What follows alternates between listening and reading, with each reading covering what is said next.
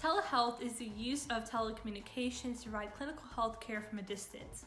It allows patients to be diagnosed, evaluated, and treated all from the comfort of their own home. Healthcare providers will no longer have to be physically present with the patients, and while it doesn't actually replace face-to-face consultation when it's needed, it does allow the patient to quickly seek a doctor's advice about medical problems and can act as a follow-up appointment for patients, especially ones with chronic diseases such as diabetes or high cholesterol. And patients no longer have to worry about taking time from their busy schedule from school or work to actually schedule the doctor's appointment.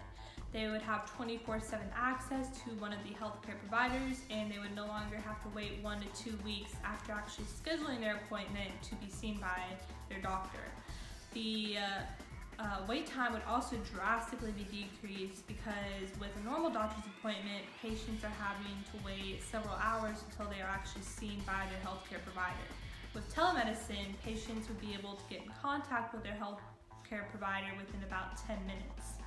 Patients would also no longer have to worry about a lack of transportation or a lack of access to healthcare because they'd be able to do all of this in the comfort of their own home. Another huge improvement of telemedicine would be the cost of healthcare. One study showed that normally patients are spending about $146 for a normal consultation with a doctor. With telemedicine, patients would only be spending about $79 to consult with a doctor. Many people are having to worry about costs, so instead of going to the doctor's appointment, they just deal with the symptoms on their own. So with telemedicine, it would be more likely that patients would be able to see a doctor.